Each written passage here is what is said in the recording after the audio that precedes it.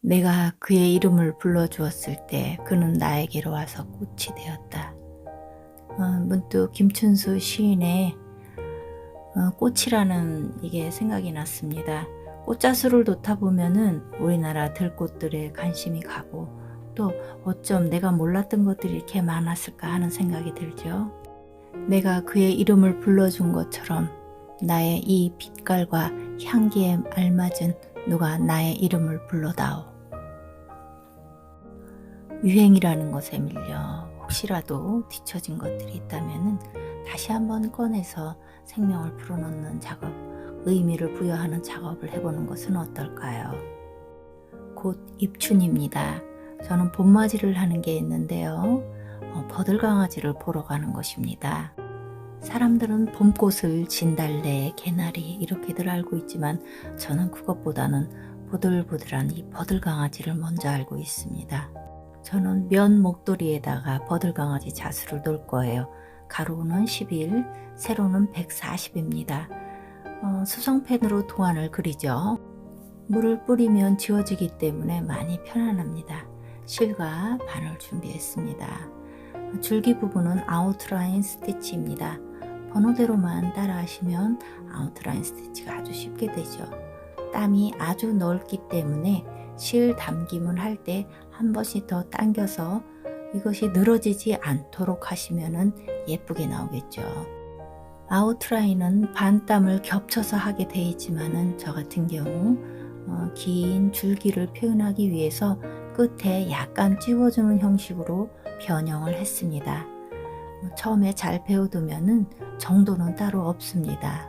꽃자수 같은 경우 세밀하게 나타나려고 하기보다는 그 꽃이 가지고 있는 특징을 알아내서 그 특징만 표현하면은 아마 충분히 되리라 봅니다. 줄기가 두 가닥이었는데요. 색을 좀 달리해서 표현을 했지만은 언뜻 보기엔 그냥 똑같이 보이네요. 버들강아지가 보면은 은빛으로 빛나는 게 있고 몽우리가 작아서 자줏빛이 나는 게 있어요. 그런데 저는 자줏빛 나는 아주 작은 요 몽우리를 좋아합니다. 그런데 요 몽우리는 가운데는 자줏빛이고 털은 은빛이 나더라고요. 그래서 가운데는 볼리온 스티치로 해서 자주색으로 표현했습니다. 가운데 부분을요 이렇게 볼리온 스티치로 한 게 있고요. 또 다른 것은 제가 스트레이트 스티치로 나타낸 게 있어요. 두 개 다가 그 나름대로의 특징이 있고 이쁜 모습을 나타내더라고요. 자수를 하다 보면은 재료에 대해서 부담을 가지실 수 있습니다. 저도 처음엔 그랬거든요. 그런데 지금은 가르쳐 주는 사람들이 너무 많아서 그런 부담 없이 내가 내 특징이나 개성을 살려서 충분히 할 수 있는 여건이 되니까 한번 도전해 보시는 것도 괜찮습니다. 뒤늦게 배운 도둑질에 날 새는 줄 모른다고요. 저도 자수를 좀 늦게 배운 편인데 그 재미에 지금까지 빠져 있는 거 보면 정말 그렇습니다. 그라니토스 스티치 같은 경우 이렇게 가운데다 뭘 넣지는 않습니다. 스트레이트 스티치를 가운데로 넣는데 제가 그것 대신에 볼리온 스티치로 해서 색감을 다르게 했을 뿐이니까 그거 참고하시면 되고요.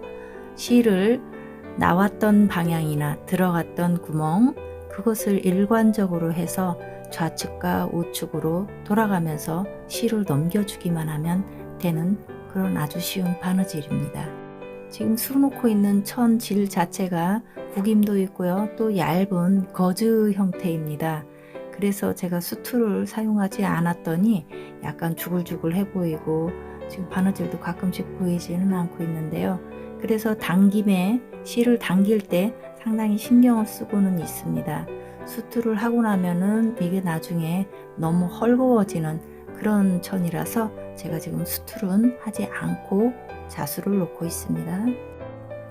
지금 수 놓는 게 굉장히 엉성해 보여도요. 이걸 한번 빨잖아요. 빨면은 당겨졌던 것과 아니면 느슨해졌던 것들이 서로 교감이 일어나서 제자리로 돌아갑니다. 그래서 웬만큼만 신경 쓰고 나면은 괜찮으니까 여러분도 한번 편하게 해보세요. 이렇게 꽃자수를 놓다 보면은 추억 속에 좀 잠길 때가 있습니다. 지금 제가 좋아하는 저 버들강아지는 한 줄 쭉 훑어내리면은 손에 그득하게 쥐어지죠. 그럼 그걸 주머니 속에 넣고는 주물주물하고 콧속도 틀어막고 그런 적이 있습니다. 자수 다 놓고 나면 뒷면이 좀 지저분해 보이죠. 어쩔 수 없지만요. 자주 빨아야 되는 부분이 있으니까 매듭에는 신경을 좀 써야 되겠습니다. 지금 수 놓아지는 부분은 가운데 부분입니다. 겹쳐서 되는 부분인데요.